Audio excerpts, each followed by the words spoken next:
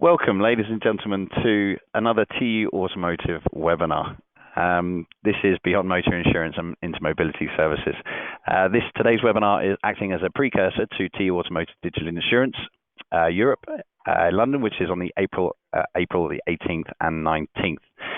Today, I'm very glad to invite three experts in the field of digital transformation and motor insurance as we explore the new business models, products and services to keep insurance carriers competitive in an age of digital auto insurance and mobility.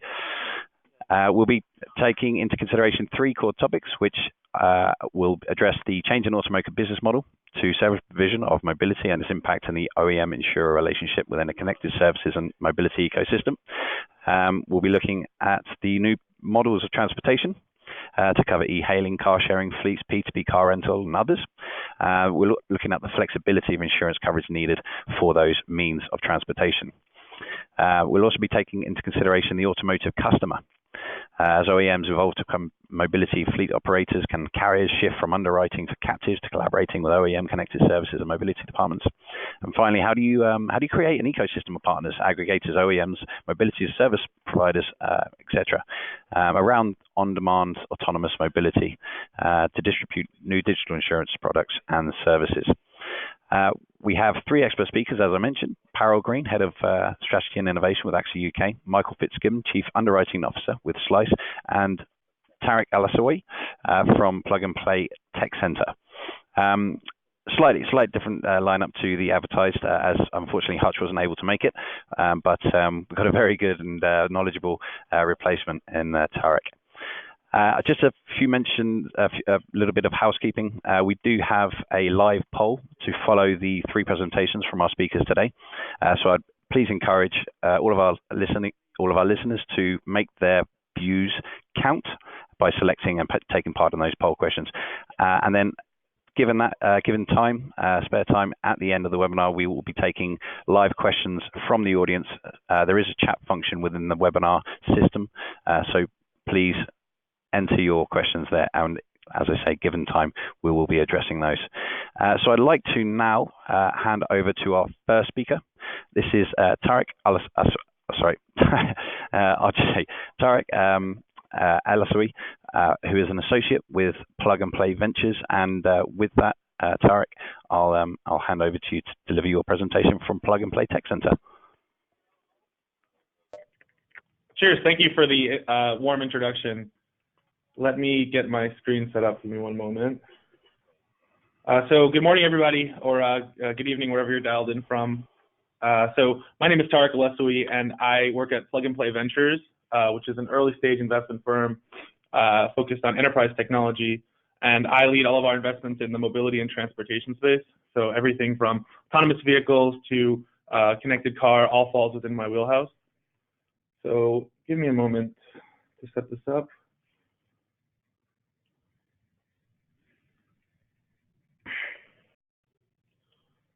Can you see my screen? That looks good, Tarek. Perfect. Awesome. So before diving into, I was brought here today to talk about a few trends in the mobility space. So before diving into those topics, I wanted to level set everybody and give you more context on what Plug and Play is, in case you're not familiar. So, for those of you that don't know Plug and Play, we are a venture capital firm that focuses on early stage investments. We do seed and Series A investments, and we're quite active in the space. And what makes us really unique amongst investors is that we work with a large network of corporations as partners to help vet investment opportunities.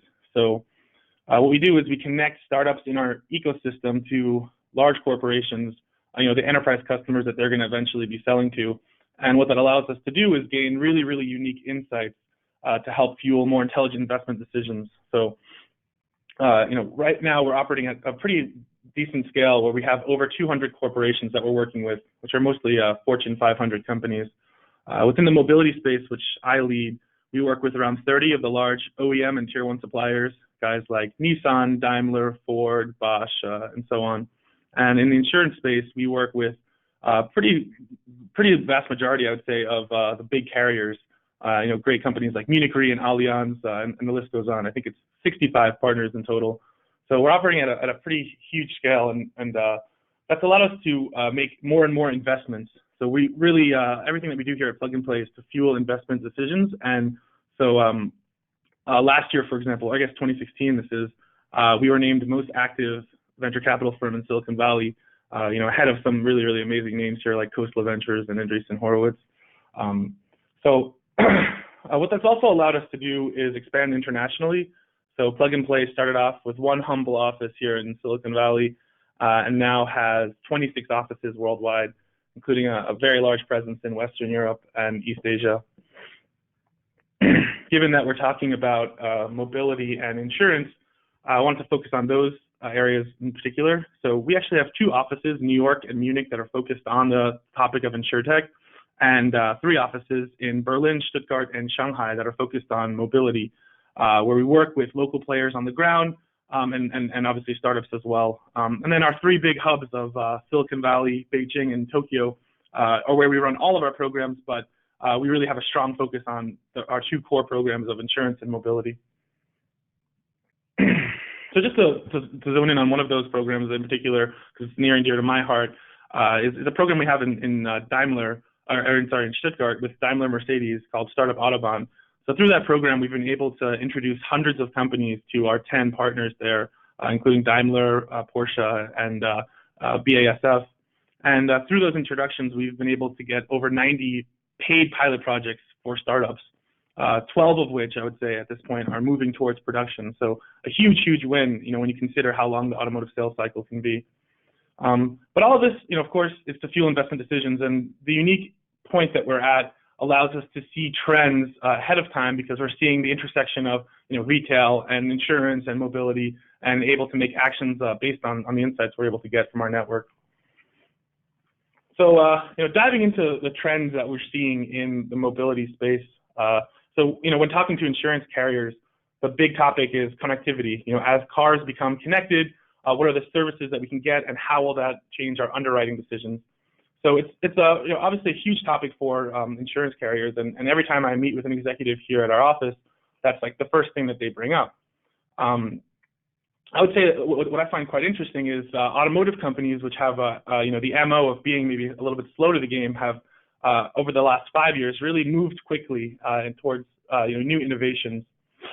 And so when I talk to an insurance carrier, they're asking me about some basic connectivity things. How can we use basic telematics data, or a device that's plugged into an OBD2 dongle capturing very, very limited information? How can we leverage that to do UBI or whatever the topic might be?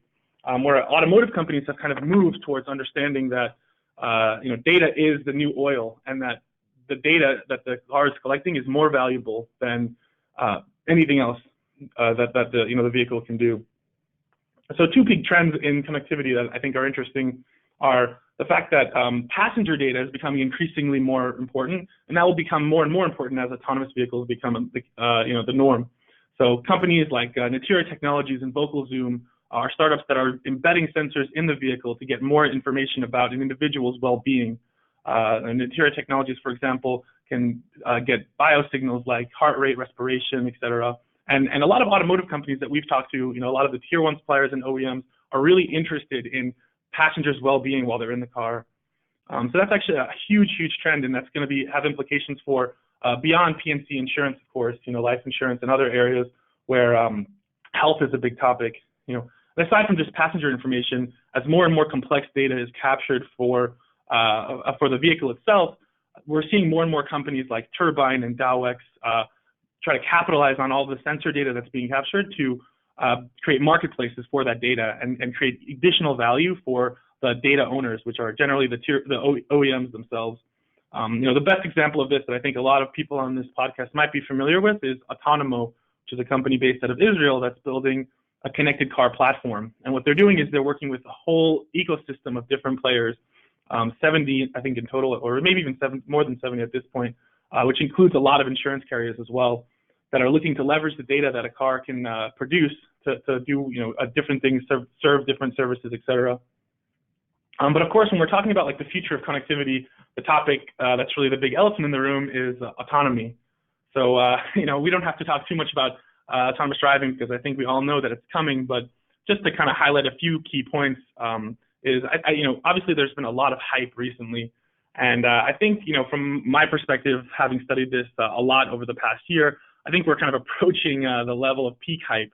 Of course, there'll still be more deals and there will still be more players entering the space, but we're seeing a really big, large saturation of funding and incumbents moving in the space. So companies like Samsung, telecommunications companies, all the automotive companies, and a lot of startups are trying to build these autonomous vehicles or enabling technologies for autonomous vehicles. An interesting deal I saw recently was this company, Pony AI, which is a great company founded by the former head of the autonomous driving business unit of Baidu. But this company raised $112 million Series A, which might not mean anything for people on the phone that aren't as familiar with venture capital, but that's a ridiculous amount of money to bring in, especially for a company that's maybe has 50 to 70 employees. And so another big thing that I think is interesting is that a lot of that money is raised on the hype that we'll have fully autonomous vehicles in the short term, but in reality, what we'll probably see is the level 5 autonomy, the fully autonomous vehicles that can operate without any driver assistance. Those vehicles are probably more than 10 years away because there's a lot of complexity associated with developing them. But level 4 autonomy and level 3 autonomy, where passenger can take control of the vehicle in certain circumstances, that's around the corner, and that's currently being developed and actually being deployed right now. So I just came back from CES in Las Vegas, and I thought one of the most interesting things I was hearing was, versus 3 years ago when you were talking about prototype autonomous vehicles and, this is some cool technology that we built for $1 million. What we're hearing more and more is, this is how we're going to get to scale. You're hearing more things about how this vehicle will be, brought into production. So that's, just around the corner, and we'll see more and more of that activity going forward. And then finally, another thing that is a huge topic within autonomy is how the autonomous vehicles will deal with passengers and humans themselves. So companies like Swerve AI, Brake, and Humanizing Autonomy are building solutions that allow the autonomous vehicle to adjust to either the passengers in the vehicle or pedestrians on the street. Swerve AI, for example, is building systems to allow the autonomous vehicle to understand what's the, in the circumstance where, let's say, an autonomous vehicle is careening off the road, what is the most ideal outcome? And of course, that implies a lot of like societal implications where, we have to make a decision as a society of, what is the right decision there? And that's not necessarily something that a technologist will come up with, but we as a society need to move in that direction. So, with those question marks, there's also a lot of big questions around risk and liability, and how that's really changing with autonomous vehicle. In the circumstance that there is, an accident with an autonomous vehicle, who is going to be liable? Is it the autonomous vehicle OEM? Is it the person who's providing the software for that OEM? Is it the tier 1 supplier that provided the component? There's a lot of really big question marks around who is actually liable in the case of an autonomous vehicle. And then also going hand in hand with that is the topic of cybersecurity, which is huge in the connected vehicle space right now as well. As vehicles become more and more connected and vehicles become even more and more complex systems, there's a lot of questions around, how do you actually protect those systems? And one thing that a lot of people who aren't in the industry don't understand is the vehicle itself is an extremely, extremely complex system made of a lot of different heterogeneous parts. So you have, hundreds of suppliers bringing parts into that, and the OEM is only acting as a system integrator for a lot of those parts. So, in the case of a cyber attack, who's at fault? And that caused a lot of question marks around, how does one protect for a cyber attack, and how do you price that kind of risk? But also with cybersecurity, there's a lot of opportunity, especially for the insurance space. So one thing that I found really interesting recently in my discussions is a lot of insurance carriers are looking to provide like cyber, this cyber services on top, because they already have really good relationships with customers, and obviously they work with the OEMs as well. So potentially, insurance carriers could be the front end for these really great startups that are working in the cyberspace. So just to kind of summarize some things that we talked about today, the key takeaway overall for the trends that we're seeing is, in an increasingly connected world, there are risks and there are opportunities. As more passenger data becomes available for OEMs and for insurance carriers. And as more data on the vehicle itself becomes available to any interested party, there's a lot of opportunities there, but obviously risks associated with liability and cyber. So autonomous vehicles are coming soon, and us as a society need to make some decisions on where we're going to go and how we're going to make decisions on risk and liability, especially in the cybersecurity space. And ultimately, one thing that I really want to leave everybody with that I find really interesting, given my position, is we're seeing now automotive companies and insurance carriers really take this seriously, really move quite quickly over the last few years. So we're working now with hundreds of these guys at this point, and some of the more progressive ones are really forward-looking. We're really thinking about what is the future of autonomous vehicles and how does that affect risk and liability and insurance.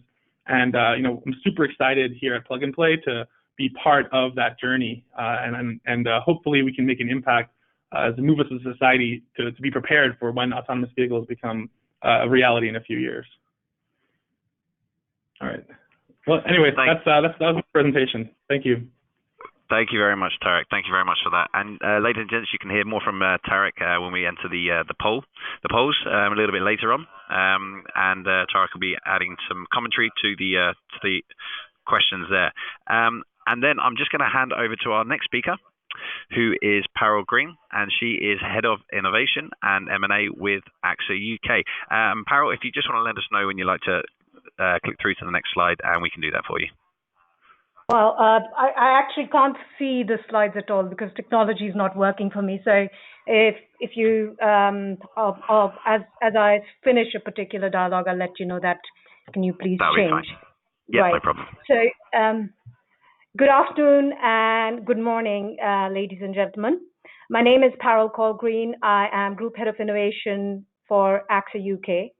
And in the talk today, I don't know if want to lay a large-scale background of AXA, but AXA is fifth largest insurer in the world. We write 100 billion of gross written premium, and auto insurance is one of our key insured products within the market. And in UK, the whole of the market for auto insurance is 10 billion, and AXA UK and Ireland has a substantial portion of that market. So disruption in mobility is core to our future, and understanding it correctly is core to our well-being and to developing a business model more suited to the world as the mobility changes. So what I'm going to talk about is, firstly, technology disruption in mobility that we see today, then consumer behavior shifts which are impacting mobility, and lastly, I will talk about how AXA is preparing for future of mobility. So let me start with technology disruption. Mary Barra last year, or year before last, given that it was 2016 when she made investments in Lyft, Maven, Cruise Automation, and Express Drive rental hubs with Lyft, said that the automotive industry will change more in next 5 years than it has in last 50 years. And those are powerful words, given that the size of mobility now accounts for nearly 15% of global GDP. So this is a seismic change that OEMs and us service providers such as insurers are seeing in technology. And in core way, we are dividing these technology disruptions into three. One that Tarek mentioned is connected mobility. We are seeing intelligent networking of different modes of transport, be it car, buses, train. These are terrestrial transport. But we are in larger cities. We are also seeing water transport being embedded, and clearly not as much air transport, but it is largely a connected transportation system with road and also passengers and people who walk being integrated through connectivity and IoT devices to talk to each other. And this integration is making it possible to combine various options for urban traveler to mix and match and use various private and public transportation to move on to a new paradigm of mobility rather than be defined by private cars or public transport only. And in urban mobility in cities like Beijing, Delhi, London, Paris, we are seeing this movement taking hold as we speak. And what this mobility also does is uh, uses mobile device as an identification, booking, and payment tool for travelers, and it uses cloud storage to push through intelligence about journey planning, trip planning for each of the individuals. So there is a great deal of movement towards personalization of journey of especially in urban mobility, and we only see it accelerating. The second key trend that we are paying a whole lot of attention to, and Carlos Ghosn also talked about it in Davos, is zero emission, low emission vehicles. What we're seeing is that the electrical vehicle sales have gone up to 450,000 from a few thousand only a few years ago, in only 4 to 5 years. And this has come about not just because of improvement in battery technology, but also stricter emission and regulations, lower cost of batteries, and more widely available charging infrastructure. OEMs like GM, Nissan, Ford are putting in considerable amount of capital expenditure in low emission. So this is again a technological trend that AXA and other insurers would be responding to.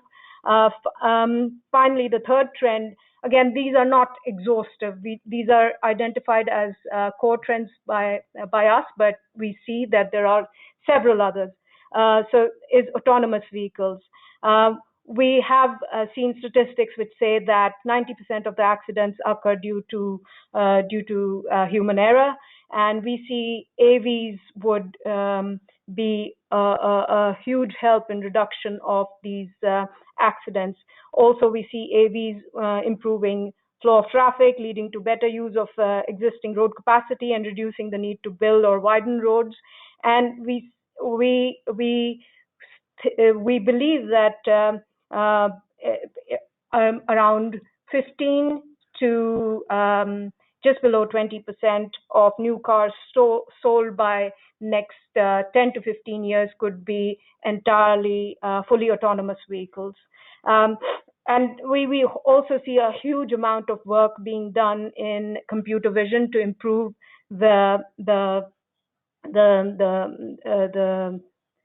all the vectors that autonomous vehicles are able to compute as they move and take decision making away from a human driver. So that's three of the technological trends that we're responding to. Similarly, we see consumer behavior shifts. The three consumer behavior shifts that we are seeing is one, there is increase in shared mobility. The shared mobility market in 2016 of Europe, US, China was 54 billion. We only see it expanding. And we believe that we share this with this conviction with McKinsey that 1 out of 10 cars in 2030 could potentially be shared vehicles. Although the market today is dominated by e-hailing players, but we see multiple models beginning to emerge, and we are learning and responding to each of them within our operating companies globally. The second consumer behavior trend we see is on demand, which means that the automotive revenue pool will significantly increase and diversify towards on-demand mobility and data-driven services. And we see usage-based insurance to be a key deliverable to serve the on-demand economy within the mobility. And we believe it could create nearly 1.5 trillion of additional potential revenue in 2013 for the whole of automotive industry, including insurers. so that we see this as a key revenue generating trend. Thirdly, this I touched upon when I talked about connected mobility, is co-modal or intermodal transfer. We believe that urban authorities are under huge amount of pressure due to congestion and increase in urban population to deliver infrastructure that can cater through multiple mobility systems journey of a particular urban customer, urban consumer. We see that they would be very keen to respond to the 8% of 8 to 30% GDP, which is lost or is unproductive due to large commuting hours. And one of the things that I have personally experienced is in multiple continents is traffic jams. And other than being hugely frustrating, they are unproductive. However much you want to do your conference calls in a traffic jam, it can be quite disruptive. And therefore, we believe that intermodal transportation would be an economic reality, which we will be seeing quite shortly. In fact, in Paris, I met this startup called Mobotic, which is developing these pods which are on blockchain, and they assure me that the launch is imminent. But what these pods do is you can book them through blockchain infrastructure, and they can take you from A to B, and you can drop them off in the pod stations, which they will locate in multiple places, and they will and this way they are able to solve for a whole lot of urban mobility issues. Now, this could potentially be a seismic shift in urban mobility, or these could just be the tall words from startup entrepreneurs. Won't be the first time we'd hear it. Lastly, so now having spoken about the technological trends and about the consumer behavior shifts, I want to talk briefly about how AXA is preparing for future mobility. Now, we see that learning from the ecosystem of various players, be it governments, be it research, academia, startups, OEs, is the best way of getting a more comprehensive picture of how the world of mobility is evolving. And therefore, what we've done is we are participating in multiple geographies in urban mobility and cross-industry consortia. One of the key ones that we signed up to last year is Mobility Nation. This is in Paris, and it has other partners such as Nissan, BCG also as part of this program. And this is looking to solve the urban mobility and infrastructure problems in Paris, where traffic jams are frequent and quite frustrating, through cross-industry consortia, which is discussing, giving their own perspectives on what is the research that they are doing and what is the experience that they have in improvement of urban mobility in large cities such as Paris. Then we are also cooperating with providers of new mobility solutions such as BlaBlaCar, Uber, and Tesla by providing them capacity and learning from the claims experience. We have Insure My Tesla. We underwrite that in Hong Kong. We write Uber's inclusion schemes and BlaBlaCar's schemes as well in France, which is our major geography. Finally, we also take part in research and pilots to understand risks in future mobility, and these risks, and we're learning as we see how the pilots unfold on safety issues, liability, and one of the things that not very many people discuss is ethics. The ethics of AI is very core to our understanding of where the liability should be. And finally, cyber, which is often talked about. And so we have recently taken part in 3 self-driving cars crash test in Switzerland, and we're part of the Venture program in UK.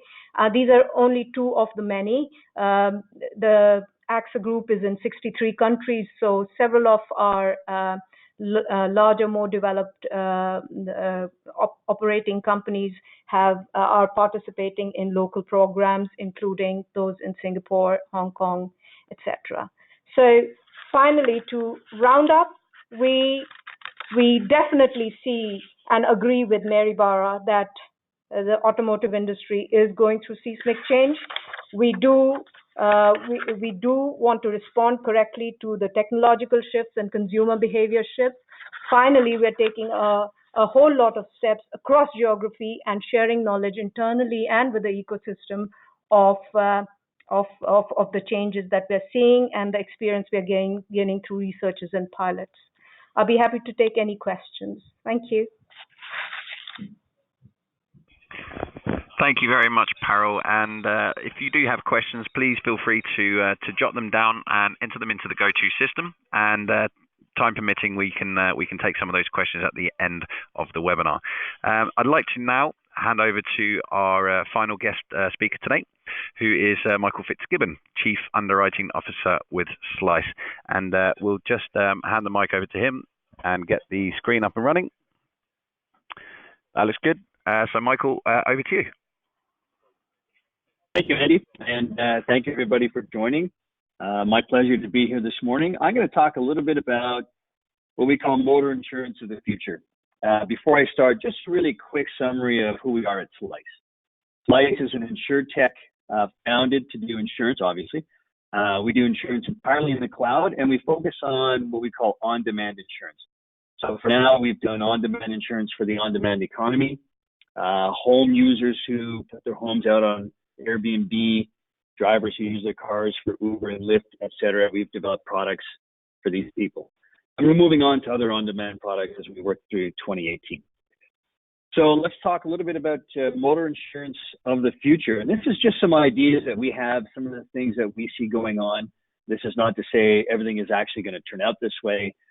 We've got a lot of work to do in these areas, but it's some initial thoughts we have on how motor insurance is going to look in the future. First of all, the coverage will be embedded. So this is pretty exciting. Rather than buying an insurance policy in the traditional way, so you go and you buy a car or a new vehicle, then you go out and you find an insurance policy from your broker or agent or from some other source, the insurance will be embedded right into the software of the vehicle when it's purchased. So it's really going to change the entire way motor insurance is purchased anywhere, whether it be the UK or the United States or anywhere around the world. I noticed one of the poll questions was, what would be one of the biggest disruptors to motor insurance in the next 5 years? I don't know if embedded coverage will get there in 5 years, but I think whether it's 5, 6, 7 years, the fact that coverage will be embedded into the vehicle rather than purchased as a policy by itself, to me, that's probably going to be the biggest disruption in motor insurance, because it's going to change everything, not just the way motor insurance is done, but who provides it. There'll be no application form when buying future motor insurance, so there's no representations and warranties assigned. The underwriting data will be collected from other sources, the financing contract when buying the vehicle, data from the vehicle, signals from the vehicle. All this information will be used to underwrite the policy, which again is embedded right in the vehicle. ID, of course, of the operators is known either from the purchase of the vehicle or people who log on to the vehicle system. And of course, under that kind of scenario, the insurance options would be chosen as part of the login process. So once buying a new vehicle, you sign up. These days, vehicles are already basically computer systems on wheels. You sign in a lot of different ways. There's a lot of different apps and software that comes with the vehicle. Insurance would be just one more option within that menu. Varying coverage. So coverage will vary depending upon the use of the vehicle, and it'll be triggered at different times. So when the vehicle is stationary, that's one type of coverage, of course. When the vehicle is mobile, Now there's a different level of coverage needed. If the vehicle is being used for things like ride sharing or ride hailing, share the ride, or other commercial uses, that's a different type of use of the vehicle, and that will signal different types of coverage. Whether it means passenger hazard coverage, whether it means cargo coverage, whether it simply changes the rating structure because now there's expected to be a number of passengers in the vehicle rather than just one, or when the vehicle is autonomous, when it's driverless or at least not being controlled by a driver in the car. Product liability being probably the most obvious one there, and how that's going to affect the liability of motor responsibility in the future. And it was brought up earlier in the presentation today, is who's going to be liable for an autonomous vehicle. And I think by embedding the insurance into the vehicle itself, suddenly it doesn't really matter any longer, because the insurer, whether it's one insurer, two insurers, or co-insurers, but the insurance program that is covering the OEM is also providing coverage for the vehicle and the driver. So when the source of the claim is all one, it no longer really matters, again, how the courts are going to define who's liable. No annual policy. So this is one thing we think is going to really change. We're going to be doing it shortly, as a matter of fact, for a couple of products. And that is no longer buying a policy that starts January 1st of one year and expires January 1st of next year. So that also means there's no renewals, no endorsements, because there'll be different ways of dealing with changes in requirements. Also means there's no annual premium. Effectively, the way it'll be done is coverage is purchased via a monthly subscription, the same way we buy a lot of other types of services. LinkedIn, for example, we're probably all on LinkedIn, and if you sign up for the Premier LinkedIn membership, you just get billed a monthly fee forever. So you subscribe to LinkedIn, you subscribe to different Amazon services, you subscribe to Netflix. So now you'll be subscribing to your insurance. So you're buying a monthly subscription, month to month, no annual renewal, you cancel anytime without penalty. The concept is to make it really easy to buy insurance, and also really easy to pay for insurance. So rather than writing a check for the whole amount of the premium, or signing up for monthly debits from a bank account, or trying to use a credit card quarterly or monthly, the insured can use any number of e-pay systems, whether it's Apple Pay, Google Pay, either a wallet of funds bought up front, traditional credit cards through a payment service, maybe Bitcoin. I don't know if Bitcoin is going to succeed or not, but maybe Bitcoin or other types of cryptocurrencies will be the way to pay for auto insurance in the future. The point really being that it all comes down to making it much more easier for the consumer to buy their insurance. If the consumer is going to be mobile, if we're thinking about mobility, everything we do related to the vehicle has to be easy, and insurance has to be made much, much easier than now. Now, from that base coverage, of course, that's a monthly subscription. The driver or the user of the vehicle may need to use the vehicle in other ways, so the premium could be adjusted by live data. The base rates are always going to depend on the vehicle data, which will come right from the vehicle in which the insurance is embedded. But let's say we buy a vehicle. It's our normal car. Insurance is embedded in the vehicle. We sign up for the monthly subscription through the software of the vehicle. Now we've got coverage. The coverage will vary, as we mentioned before, depending on how we use it. Now we want to use it for a ride-sharing service. We want to sign up with Uber or with Lyft or any number of the platforms that are out there now. So we sign up. Now the app will link with our vehicle app. It will know when we're on ride-share services. And on an on-demand basis, app on to app off, from whenever we're engaged in a ride-share drive, the coverage will change. And it will include passenger hazard, include a little bit of cargo coverage, everything that's necessary to properly cover somebody in the ride-sharing use. And the premium will go up at that time, but it'll only be paid for at the time that the vehicle is being used for that purpose. So everything will be on demand, very easy, tap an app, coverage is enforced, billed automatically through a payment system, very, very easy. Finally, just a little bit of notes on potential rating models. Non-discriminatory, that's the real key thing we're working on. We want to move past rating demographic factors such as male, female, age, did you graduate from university, etc.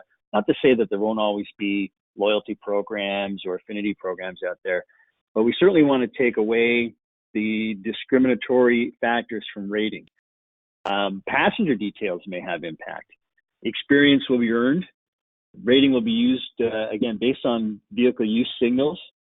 Some of it could be telematic style signals. Some of it could be vehicle status signals, the tire pressure, for example, how soon oil change is needed, the use, the braking pressure, all the traditional telematic data, plus all the status vehicle data from the car, the location of the vehicle. So rating could change live, what we call dynamic rating. That's something that it's a challenge technologically, but it's probably a bigger challenge from a regulatory perspective, because a lot of regulators don't really like to hear that concept. But the potential is out there, and it will be very specific. It really helps to define the exposure on which the insurance is covering. So location, weather conditions, traffic conditions at any time could vary the rate that's being charged at the time that the vehicle is being used. So that is my very short presentation. I'm going to just say at the end, me personally, I will never drive an electric car ever until regulations force me to. So I'm going to go kicking and screaming. I don't think that's anti-technology. I just love driving and I love motors. And I'll also never drive or own an autonomous vehicle until it's the only option left in the world. So I don't know how many people out there are like me and how that will affect the change in the world to autonomous vehicles. I think it might mean that commercial fleets may change sooner than private passenger, but we'll see. We know it will definitely change, and we know that young people today, people being born today, when I say young people, you see people being born today, are going to be raised in a different environment, and it won't be as exciting to them to actually drive a car. So I think in a generation, that's when probably we'll see a huge upswing in the use of autonomous vehicles. That's just my personal opinion to close out the brief presentation. So happy to take any questions during the Q&A period that follows, and thank you very much for your time. Thank you very much, Michael Fitzgibbon, everyone. And ladies and gents, we are going to move into the poll questions, I should say, for this webinar period. So we will be launching the first one very shortly, which is: what is the biggest obstacle to serving customers of mobility services? And you'll see we have a few different options there that you can select from. So answer A, digital technology integration. So we're talking data collection and analytics, excuse me. Option B, understanding the changing customer needs. C, creating the required insurance products for coverage of those mobility services. And D, escaping legacy system limitations. We do have, for those who are undecided, we do have an option to sit on other, but I would encourage you to, of those options available, to cast your vote. We are still voting. We are seeing those votes come in, and we'll just give it a few more moments before we close it off. I'd like to say to the listening audience that Plug and Play, AXA, and Slice will be at the TU-Automotive Digital Insurance event in London this April on the 18th and 19th. Please do visit the website, which is on the screen there that you can see, and hopefully we'll see you there in London. But I think we can close off the first poll. And can we see the results?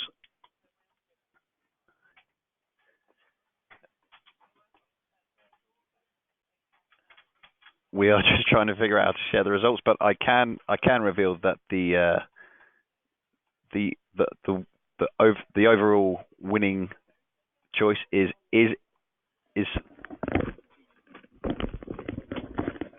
D. Sorry, that is D. Escaping legacy system limitations, or the delights of technology.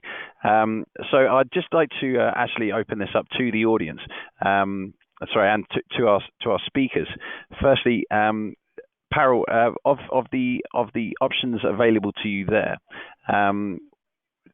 what would have been your guess, and can you explain the audience majority for selecting D? For me, actually, I agree with the audience, escaping legacy system limitations. And if you see, there is a transversal data requirement from various systems to get appropriate understanding of whole of the customer or a whole of businesses parameters to gauge the right kind of pricing and risk for the customer across the ecosystem of all the co-modal or intermodal services. Now, legacy, my experience of legacy systems, having worked in insurers, is that even with two different lines of businesses and having the same customer, the data is held policy-wise and the two systems don't talk to each other. There are a vast number of reasons which are given. Most of it is really weird to the cost of actual integration of legacy systems which have been acquired through M&A activity. So any big or small insurer or carrier faces the same problem, the legacy spaghetti. So I totally understand why the audience has gone for legacy system limitations.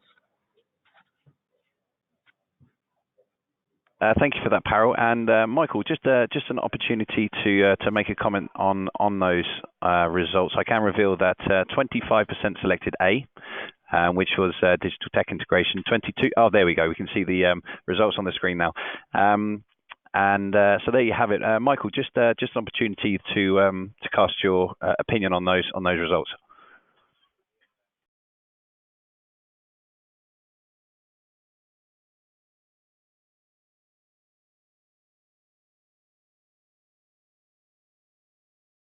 There we go. Sorry, I was on mute. Yeah, I can understand why escaping legacy system limitations would be most popular. The reality is it's very easy to escape those legacy systems. So it's not so much a systems issue. I think it's a human issue. And the way to escape them is take them all and just trash them. Just throw it all away and start brand new. And it's a perfect time for me to use some shameless self-promotion and mention that just today Slice launched Insurance Cloud Services, ICS, which is basically a digital insurance company in a box. So trash your system, come to Slice, buy our new platform, and start running your products brand new from the new platform. Don't even try to integrate. That'll only lead to heartache. And I think that's why D was chosen, because whenever we've tried to integrate systems, it's always led to a lot of heartache. So start with something simple. Start with one product even, for example. Put it on the Slice ICS platform. Grow it from there, and then start to just migrate products over. Don't even try to have the systems interact. Just trash them. There you go. The straight talking Michael is given. And Tarek, just an opportunity for you to as well to cast your opinion on those results. Yeah, I actually agree with Michael about that last point, where I believe that legacy systems, the limitation for legacy systems is human limitation, not necessarily technological limitation. And I would say A is probably the largest limitation overall, the biggest obstacle, digital tech integration. It's kind of interesting because vehicles have been producing a lot of data for a long time, and they just haven't had a means of storing it or transmitting it. When you're producing petabytes of data, the actual transmission of that data is contingent on the speed of the internet connection you have and many other factors. So being able to actually leverage that data and use insights from that data will be a huge, huge challenge in the 21st century. So I would definitely say that digital tech integration is the biggest challenge, but it's the one that's being, I'd say, worked on the most at this point. There's a lot of emphasis on the future state stack of mobility, and how we get there is going to be challenging, but hopefully we'll be there soon. Thank you very much, Tarek. So with that, we'll launch our second poll question, which is, what do you see as being the biggest disruptor to motor insurance in the next 5 years? And we actually ran out of options. We would have entered more. There's a lot of disruption heading to the way of motor insurance, but these are the five favorites that we've selected. So number A, mobility, car sharing services plus proprietary insurance products. Could that be the way? Connected vehicles and managing data flows. C, we've got AI and machine learning, process automation, claims, etc. And then D, proliferation of insurtech entrance to market, such characters as Michael from Slice. And then finally E, development of autonomous and ADAS technology. So if you'd like to, again, make your voices heard, select the disruptor that you see as being most influential in the next 5 years to come. We can see that the audience is in process of making a decision, and quite happy to say that all of those issues, topics and business critical sessions will be addressed at TU-Automotive Digital Insurance Europe in April 18th and 19th, and this is the event that focuses quite heavily on those subjects. So we can now see that the audience has selected their preferred answer, and so we see E as being the development of autonomous and ADAS technology as being the biggest disruptor within the next 5 years. So again, I'll open this up to our experts, and we can go in the reverse order this time and start with Tarek. Tarek, it's quite a close race there. A lot of disruption in this market. What's your take on those results? Yeah, I mean, I think these are a lot of good drivers for disruption. I would say that autonomous driving and ADAS is probably the least influential over the next 5 years, given the short time horizon. You know, there will be some disruption for sure, but the major disruption will happen 10, 20 years down the road as that proliferates to the general public instead of just a few select vehicles. I would say overall shared mobility might be the biggest disruptor for motor insurance specifically. You know, as less and less individuals own vehicles, you know, insurers will look for new revenue streams. And then also, you know, when you're a vehicle owner and you're, you know, doing a shared service or you're driving for a shared service, you know, there's a different risk profile associated with driving for people who are all strangers, you know, instead of just yourself. So yeah, that has to be taken into account as well. So I would say, you know, among these drivers, shared mobility is absolutely the biggest driver, but you know, it's pretty close overall. Thank you very much, Tarek. And then over to you, Mike. What do you make of those results? Well, you know, I mentioned earlier, I think the biggest disruptor ultimately will be having insurance become embedded into the vehicle itself. But given the 5-year timeline in this question, because I don't think that'll happen in 5 years, I think it's going to be AI and machine learning. I don't think we're giving enough credit to how that is radically going to change not just claims, but underwriting. It's kind of like the equivalent of how robotics changed manufacturing. And I hate to say this, but it's going to eliminate a lot of underwriting positions in the next 5 years. So, and it's, you know, we don't see a lot of AI necessarily right now. It's in use. We don't see it, but it's in use in a lot of areas. And it tends to grow very fast. Machine learning as well. At Slice, we're using both AI and machine learning for our underwriting processes. And we estimate that where in the past it might have taken an underwriter, you know, an insurer may have employed one underwriter for every $5 million in gross written premium. We're looking at doing it as one underwriter for every $100 million of written premium. So I don't think enough credit is being given to AI and machine learning. To me, that's going to be a really radical change in the next 5 years.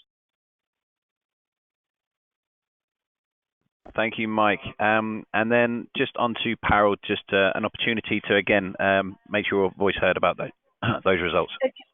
So for the next 5 years, I think if I go point by point, point A, shared mobility. Now, if the shared mobility is autonomous, the covers are comprehensive. They are commercial lines rather than personal lines. The incumbents like AXA have experience in both. So it will mean shifting the priorities of line of business, but I don't see it as hugely disruptive. AI and machine learning and process automation, as we speak, we are integrating a whole lot of RPAs. We are also looking at insurance as service platforms for replatforming if there is an opportunity and the disruption and the cost is minimal. As a publicly listed company, costs and minimal disruption are very important factors. So I think we see AI and machine learning as more enabling to our underwriting and claims process rather than disruptive. Again, proliferation of insurtech and entrants. We see very interesting insurtechs in the market to whom we are providing capacity, but the gaining of market share and the fact that so much of their premia is being ceded to reinsurer makes us not definitively certain that this is where the disruption will happen. On development of autonomous and ADAS, we see a move to comprehensive liability and AV product liability, again, as we are learning from testing cycles or how behaviors and how the vehicle's own systems are responding to various crash tests and other strains that are being put through. We are learning what kind of covers would be required. So we see this is an evolving state for insurers, and we will learn and change our underwriting models or bin the old ones and get the new ones in. So as risk managers, rather than traditional insurers, we see the risk profile changing, but essentially we do not see them as hugely disruptive. We see us evolving with it and putting into the market a whole new range of liability covers, etc., for the market. The thing that I find very threatening is tech giants entering the insurance market. So we have heard a huge amount from Amazon buying, I think, Echo in India and trying to hire people from Lemonade, alleges Lemonade, and Tesla saying that, and other auto manufacturers saying that they will form consortia which will self-insure. Now, this is a truly disintermediating effort, and it forces incumbents to play against tech giants who don't have capital issues, and their return and they see insurance as enabling the remaining of their product line. Say for Amazon SME, offering insurance to SME is just accretive to their everything store model. So we see this. We are keeping a close watch on it because these are new players with huge amount of capital and financial muscle trying to come into an industry which is heavily regulated and very, very capital focused. But these guys, with their AI and understanding of RegTech through AI and huge capital pools, may be able to defeat any barriers to entry. So that's mine for the next 5 years. Thank you, Parul. We are going to launch into the final question, which will put us over the allotted hour. But I do encourage you to stay on and listen in. But this is the final launch question, the final poll question, I should say. And what is your priority in the next 12 months? So we have our options there available to vote on. Is it A, understanding the mobility trend, creating a business plan? B, developing a digital-enabled product roadmap? C, streamline core department processes? Is it D, increasing customer engagement? Or possibly E, launching a new digital product to market? The audience is in process of voting. And thank you for staying with us for the full hour. And we will be running over a little bit, but we'd like to get this wrapped up, and then you can carry on with your afternoon. But we have the answers in, and there it is, a massive majority saying understanding mobility is a huge priority for our audience in the next 12 months. So I'll open that up to our speakers just to pass comments, and let's start with Michael. You haven't gone first, so Michael, what do you make of those results? Yeah, I'm not surprised that A won the poll. I'm going to be a little bit bold and say here at Slice we do have a pretty good understanding of mobility, and we've created business plans. It's the whole reason we exist. So our priority in the next 12 months is launching another new digital product to market. Thank you, short and sweet. And Tarek, I'll just open that up to you to make a comment on those results. Yeah, I mean, I agree that it's not surprising that understanding the trend is important for the group, especially people that are dialed into this webinar. And I would say for myself that that's definitely the case as well. I have a pretty decent understanding of the market, but you can never get more intelligent. So our main goal here is to further develop Plug and Play's robust investment thesis in the autonomous vehicle space, and really make more investments, because we're early stage investors and there's a lot of noise in this space, and it's our responsibility to discern what's real and what's not. And so over the next year, it's the main priority of the team to leverage our unique seat where we're talking to all the major players in the insurance space, in the mobility space, and in other industries to make more informed decisions. So hopefully by the end of next year, we'll have a really, really clear understanding of where AVs are going, because a lot of changes are going to happen this year. Okay, thank you, Tarek. And Parul, just finally to you to pass the final comment on those results. Right. So unlike Tarek and Michael, we have 10 million customers in UK and 101 million overall all over the world. So our priorities of the core business is increasing customer engagement, and responding to the threat of disintermediation and different distribution model, streamlining core department processes so that we are more customer focused. Customer first is one of our core values. So those are our core focus areas. Having said that, because we are big and ugly enough, we have a huge amount of resources which are dedicated to A, B, and E as well. It's one of the advantages of being a very large insurer that we have huge amount of resource at hand. Thank you very much. I'd like to say just a big thank you to our live listening audience for tuning in. This was the webinar Beyond Motor Insurance and Mobility Services. You can hear from Parul Green, Michael Fitzgibbon, and Plug and Play Tech Centre at TU-Automotive Digital Insurance Europe 2018 in London on April 18th and 19th. I'd just like to say thank you to our speakers, and once more thank you to our live listening audience, and with any luck I'll see some of you in London. Thank you very much.